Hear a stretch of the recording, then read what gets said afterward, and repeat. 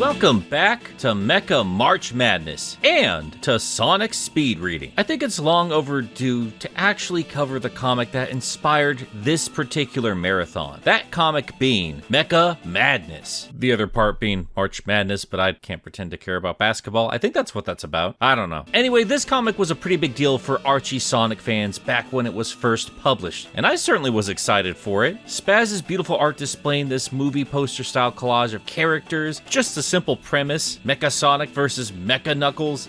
It just sounded so cool. These 48-page specials were always something of an event for this book back in the day, and this would eventually be called Super Specials. Initially, they weren't numbered in the traditional sense like the main series. Eventually they would be, but this was before all that. But all the same, yeah, this is still one of the most popular comics from early Archie, and I mean, look at it. How can you not be hyped? The premise itself demanded this to be an event, answering the question that had been asked ever since we were introduced to the SatAM and Archie canon. What would happen if Sonic himself was roboticized? Well, you get a kick-ass robot, that's what you get. And we will break down that design and the story itself, but there are elements from the comic that help make better sense of what happens here, which I do think is important because otherwise this comic kind of feels like it has plot contrivances up the wazoo. And make no mistake, it still does. But we can slightly mitigate that with a bit of context. First off, Bunny Rabbit. Probably needs no introduction to anyone in the Freedom Fighter fandom, but just as a quick refresher, we actually saw her gain her cyborg body early on in Archie, thanks to this bot-on-the-spot truck. This actually houses a portable roboticizer, and this was introduced way back in Sonic issue 3. Yeah, they were pulling that far back for important details. And this story is important to Mecha Madness for two specific reasons. One, it establishes the extent of power capable of roboticized Mobians, otherwise known as Robians. As we learn, it grants Bunny access to rockets, super strength, weaponry, and tools of all kinds. Now, we don't see this extensive arsenal in a grand majority of Robians through this series, and that's in part thanks to Rotor upgrading Bunny here and there, but even that aside, Bunny seems to be super capable for the sake of the story. Again, we don't see Uncle Chuck pull off what Bunny does, and he's a full-on robot. But the point is that it drastically increases the potential power of what was once flesh and blood. And reason 2, this story introduces us to that portable roboticizer, which was forgotten about after issue 3 but becomes pivotal in Mecha Madness. Much later on in issue 27 and 28, Sonic loses his memory and is tricked into thinking Robotnik is the good guy, which is a story from SatAM Season 2, but this does provide us the first story in Archie of Sonic versus the rest of the Freedom Fighters, showing us just how capable he is compared to the rest of his friends. And even with Bunny's advanced abilities, he's clearly in a class all on his own. This just emphasizes how strong Sonic is without advanced abilities from a robotic body. But that's just for comparison's sake. There's not really anything you can draw from this story that's important for this one we're talking about today. But we do also have to consider the very next issue after that, issue 29, where Princess Sally is intentionally roboticized after they come across a de-roboticizer that Robotnik just decided to make for some reason, and conveniently it only has one charge left. And instead of turning Bunny back to normal, they send Sally in with a chip that's supposed to keep her free will intact, but that falls out during roboticization, so she's turned into a robot, but no worries, she's changed back to normal in the very same issue. Just a waste of a premise. I'm really glad they fleshed this out later on, or I guess roboticized it out. Mecha Sally is an interesting topic, but it's not the focus point for today. But that initial robotization is pivotal, again, for Mecha Madness, as that plot instigates everything that happens with the Mecha Sonic story, and we also are introduced to the Neuro Overrider, Rotor's invention to help keep one's mind intact even if they're a robot. And we see this again later on when they use it to help Uncle Chuck and Mutsky keep their personalities. And following all of this, we also have issue 35, where Sonic collects his billionth ring. I appreciate this particular issue because it is asking questions that you would see later theorized in a lot of YouTube videos, that being the origins and purpose of the rings and the Chaos Emerald, their connection to one another, all kinds of fun stuff. But what's important for Mecha Madness is that billionth ring leaving a protective aura around Sonic as he is reintroduced back to his reality after his trippy little adventure. Unbeknownst to Sonic, there is still something of an aura in him, and again, that becomes important in this story. There could be smaller moments that I'm missing, but my point for all this preamble is that even in the early days, in between all the groan-inducing jokes, the inconsistent art and tone, there was still a lot of payoff here for fans who read these stories month to month. So let's not waste any more time and talk about Mecha Madness.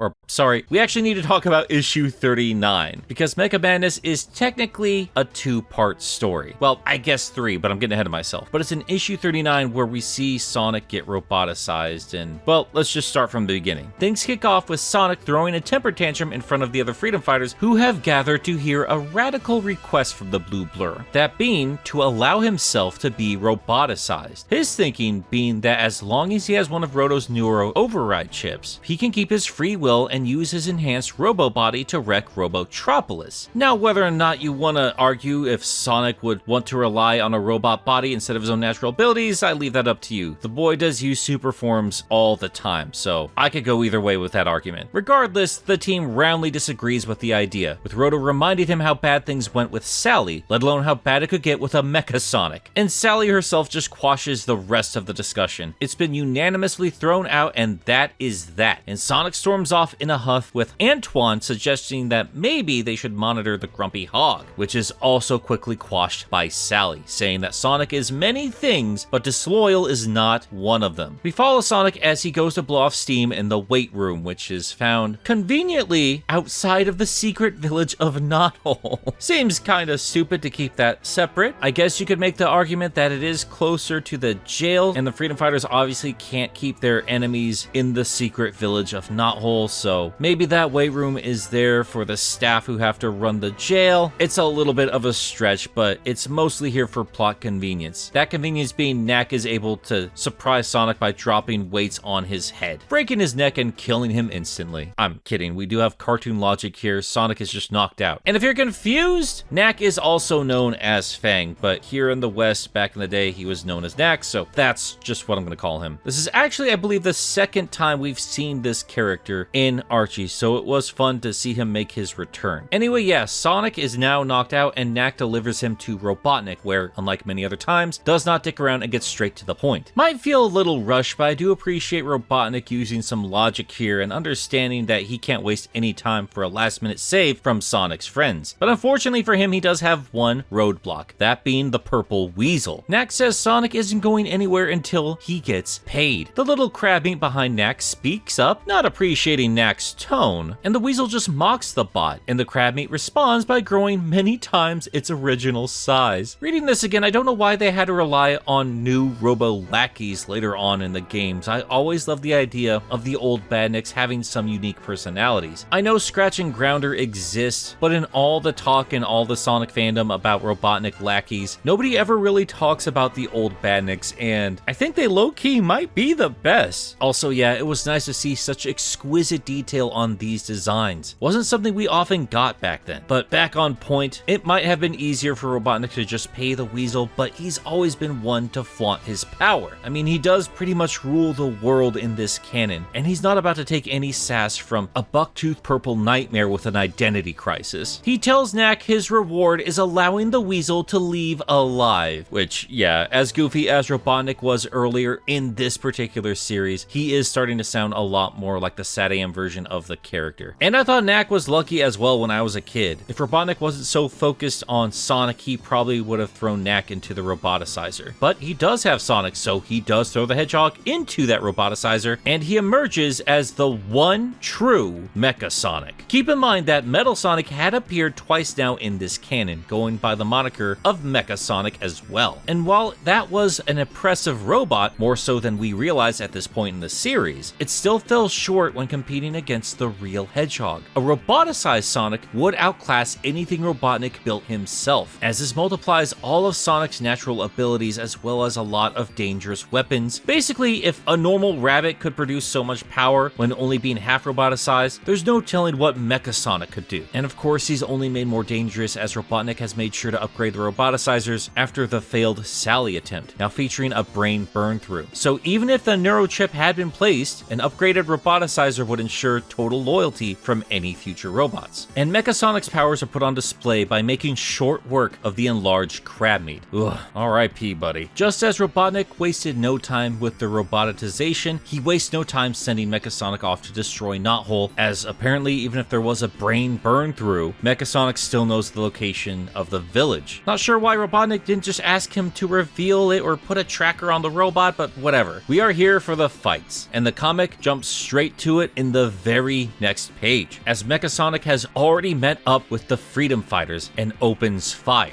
Now, I do want to take a moment to compare how Sonic first dealt with Sally being roboticized. First time, which wasn't much of a story at all, but the second time, later on when Ian Flynn took over the book, he paused in horror, trying to reach the real Sally under all the metal. It was really powerful, emotional stuff. I loved that story. Now, to be fair, that happened years later with a different writer, but I still like how this contrasts with Sally dealing with Mecha Sonic. She doesn't kick things off by trying to plead to the real Sonic or anything like that. Her first instinct is to keep everybody alive, and immediately kicks into field leader mode, throwing everything she has at Mecha Sonic while she has another couple plans in the works. It is awesome. She does understand how dangerous Mecha Sonic can be, and unfortunately she is well aware that all she can really do is just stall him. First off with holograms that are immediately destroyed.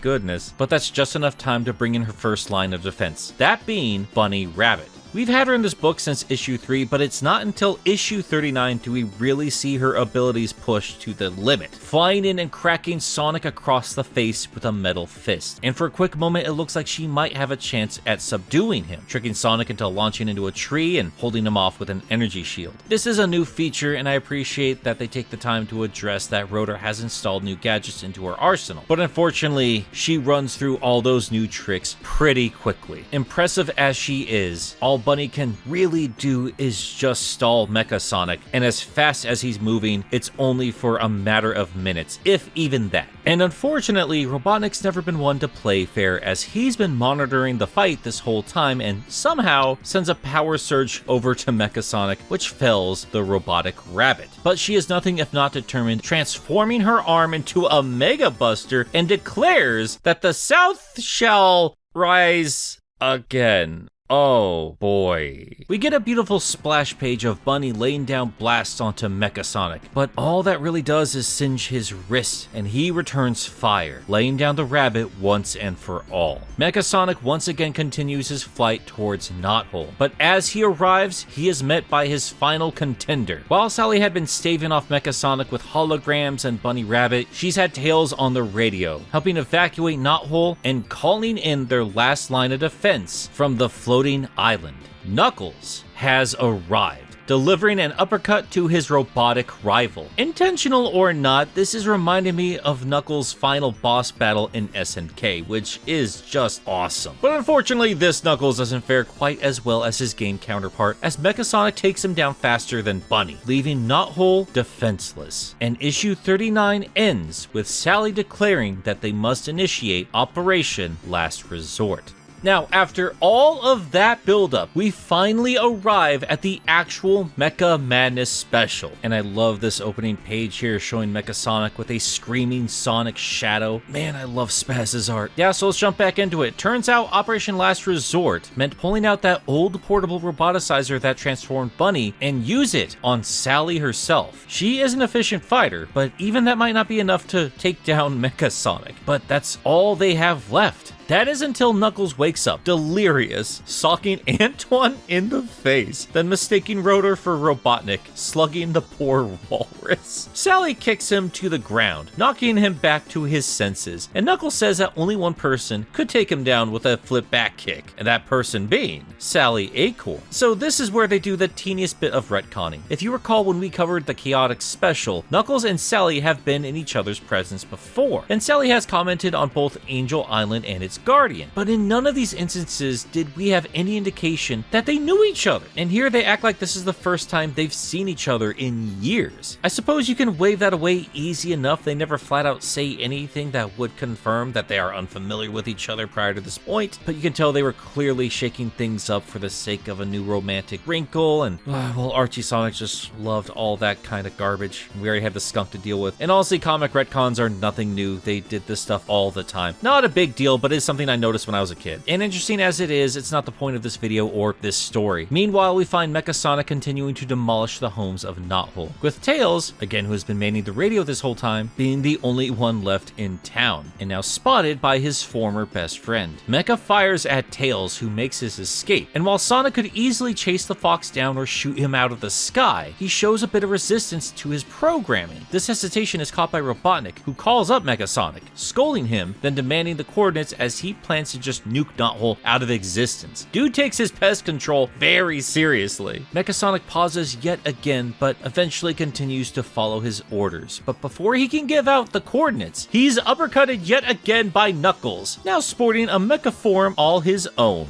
And now, finally, the real battle begins between Mecha Sonic and Mecha Knuckles. And Knux kicks things off by severing communications with Robotnik, which is met by a fist in the face by Sonic. The two bots begin to battle in the skies above Knothole, while the Freedom Fighters can only watch and hope for the best, saying that they must have some kind of advantage knowing that Mecha Knuckles is still fresh and his personality and fighting spirit are intact, whereas Mecha Sonic has already taken a little damage from his previous battles. And it looks like Mecha Knuckles is holding his own, blocking blasts and sending Sonic crashing into the earth below. Unfortunately, with the mind of a robot, Mecha Sonic calculates a hit on Knuckles that will send him rocketing into the aforementioned nukes at the heart of Robotropolis, and Sonic sends the Echidna flying. But Knux doesn't plan on going alone as he activates a magnetic field by, inverting the polarity in his claws. Sure, alright. That draws Sonic to the Echidna, meaning they are both flying into the bombs, letting off a nuclear explosion in Robotropolis.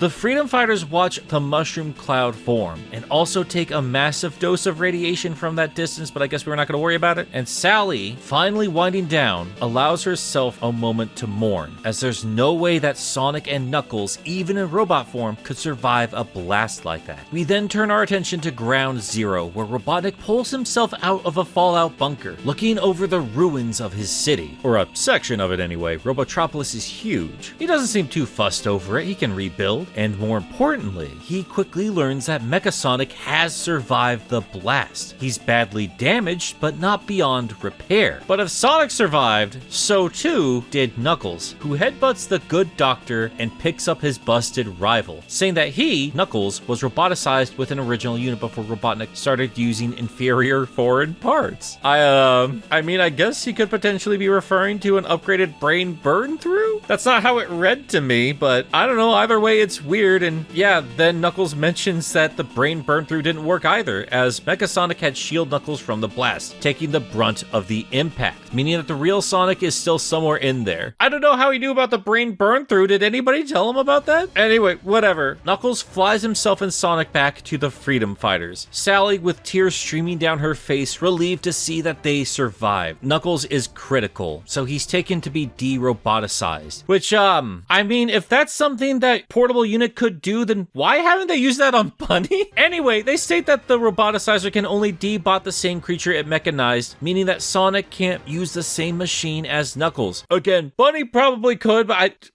And with the unit that did roboticize Sonic being blasted to bits in Robotropolis, that's not going to be an option. But at the very least, while he lays there dying, the real Sonic's personality continues to come further to the forefront, reaching out a damaged arm to Sally, saying that he doesn't deserve to live after betraying his loved ones. But not one to give up easy, Sally hands off Nicole to Rotor to plug the little computer in to see if there's anything they can do for Sonic. And as it turns out, the Hedgehog's billionth ring and his protective aura had saved him from that brain burn through, meaning the life force of Sonic still resides within the robot. But even if they could bring back his personality in this robot body, with Knothole burning, there's no way Rotor can get to his equipment to repair Sonic. But thankfully Nicole has one more idea. She tells them to plug her into Mecha Sonic, where she will do a retro procedure. Nicole, let me tell you, they tried that with Sonic and a lot of the fan base didn't like that, but you do you, girl. I think the writers were hoping that kids had not learned what retro meant and hoped it sounded more complex than it actually was. What basically happens is Nicole taps into that ring energy that is protecting Sonic's life force within his body, which causes a burst of magical energy which restores Sonic to his original form. dorm, waking up with a massive headache, greeted by Sally and a normalized Knuckles. The dizzy Sonic looks confused, wondering why Knuckles is there, meaning he had no memory of his time as Mecha Sonic. And Knuckles takes offense, telling Sonic that he is there because he had to save everybody from the Hedgehog. And Sonic calls BS and tells the echidna to get lost. They really did not like each other back in the day. I love this rivalry. They are so petty. And Knuckles is understandably offended and takes his leave despite Sally's objections. And Knuckles tells her to give him a call once she dumps the Hedgehog. There's a ship for you, kids. I told you this boy doesn't cuckle. All of this obviously pisses off Sally, scolding Sonic for being a jerk and also, burning down their home. And Antoine slaps handcuffs onto the confused Hedgehog. Because as far as the Freedom Fighters are aware, Sonic went behind their backs and got himself roboticized, ending the special with Sonic being considered a traitor and sent off to jail.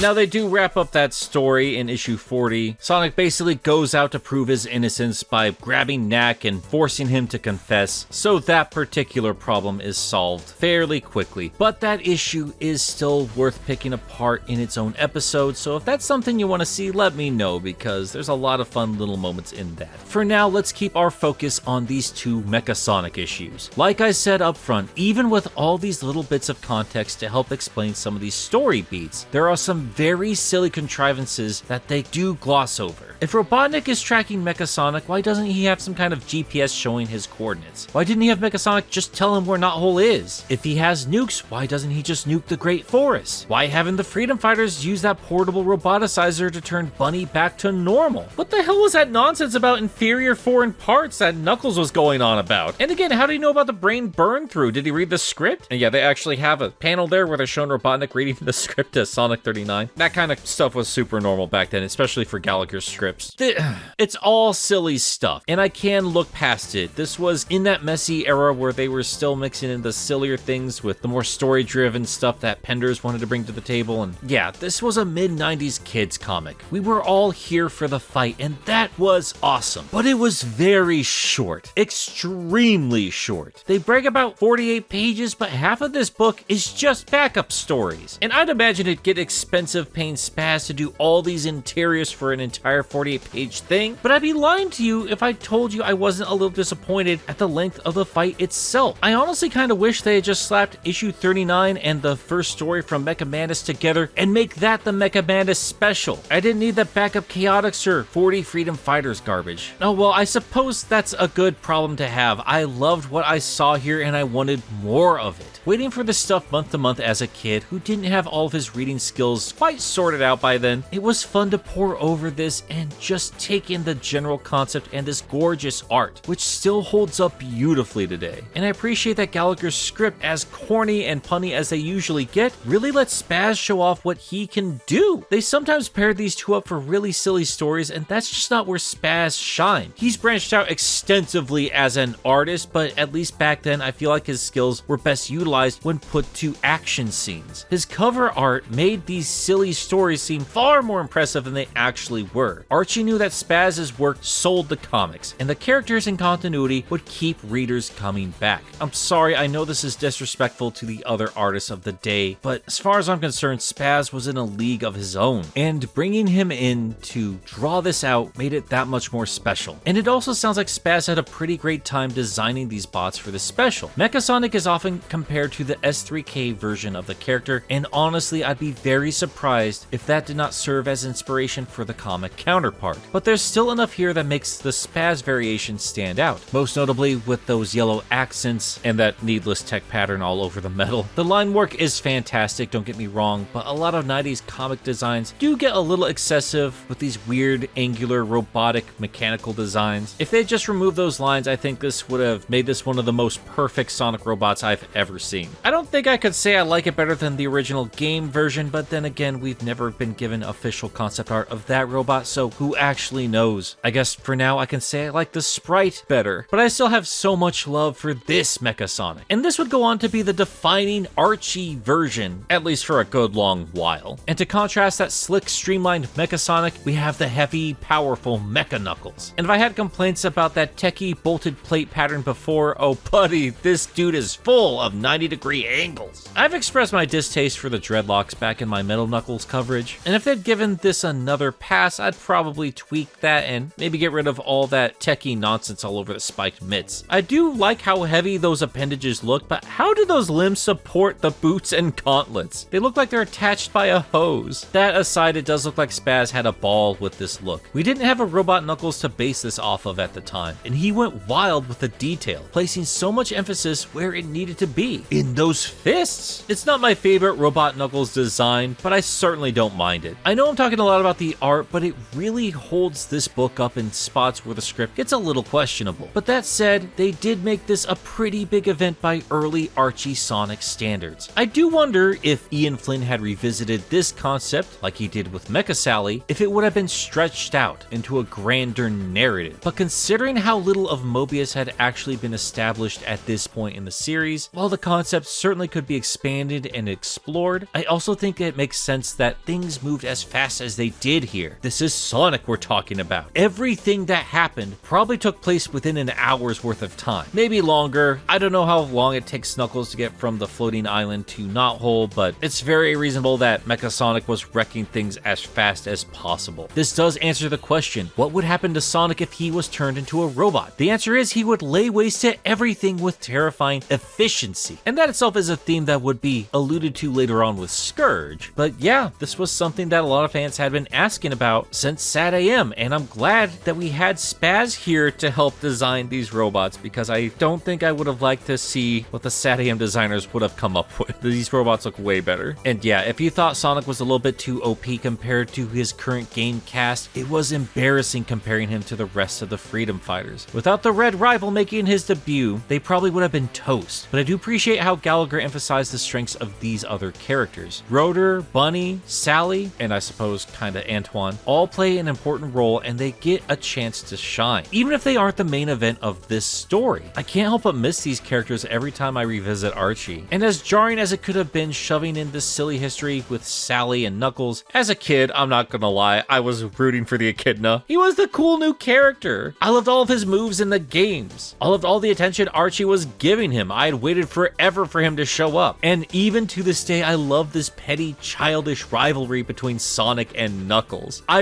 really hope this is rekindled with Sonic 2 coming out soon. Because yeah, I love Shadow and I love the dynamic between those characters, but it still just doesn't quite match what Knuckles brought to the table back in the day. And whatever else about Archie, I think they nailed this relationship perfectly. The stories always justified them coming to blows with each other, and I almost have to wonder if the sass that Knuckles gave Mecha Sonic, that challenge he provided, if all of that helped stir the spirit of the real Sonic. We'd already seen a couple moments of hesitation in other spots of the story, and I don't know, that could just be me overanalyzing, but I certainly love that idea. This book is still silly in spots, and it's still hard to go back to dialogue over explaining what the art is already showing me, or glossing over plot points with stupid excuses, or pop culture references that never made any kind of sense in this world, or, you know, the oh, Bunny. But at the end of the day, I still can't help but love this book. This is still one of my all-time favorite battles in anything Sonic related. Yes, early Archie is chock full of really weird stories and a lot of bad art, but man, when they really tried, they could produce something truly special. And Mecha Madness, as far as I'm concerned, is something truly special. But yeah, guys, there you go. That is our coverage of Mecha Madness. If you're not yet subscribed, be sure you do, because I got plenty more Mecha March Madness to cover. We'll get back to Sonic speed reading in good time. Goodness gracious, there's so much to talk about there, and plenty of other crazy things happening this year. Now, if you're feeling generous, you can go and support me over on Patreon, where you can get episodes like this early, exclusive commentary tracks on my older videos, access to our Discord server, vote on future projects, or other random silliness I ask everybody, and some other fun exclusives I'm cooking up. And of course, I want to give a huge shout out and thank you to all the patrons currently supporting me, especially these folks right here: Kyle Winter, Cyrus the Skeptic, Joseph Duncan Sonic 2 Blue, John, Josh Strider, Mecha Moore, Faizan Razul, Xanderoni the Painter, Trey Nobles, Hatsworth, Nick S, Tristan Trapp, Meekers, Dun Dun, Miles the Prower, Jeremy Singer, Mr. Boo J, Rain, Sam Webster, Dwight Graham, Fish Flop, Lucas Lipker, The Bad Pal, Mr. SP, Cecil the Glade, The Dark Neon, Missing No, Stefan Plakanica, 3 Monic, Graham J. Hall, Lenny McLennyface X, Wayne is Boss, Letteric, 64 Bits, David 20 Cover Your Elbows, Ryan Rolfs, The Lumberjack, Otis Small, Your Boy, Shifting Flesh, Mute, Trash Baphomet, Autumn from Twitter.com, That Pyramain, Mui Saxi, Jin Sayotame, Cunning Wise, Nezend, Enerjack 5, and Duchess Nicole. Oh my god, I can't believe I did that all in one breath. Holy cow. Alright, I'll see you guys next time. Toot toot, Sonic Warriors.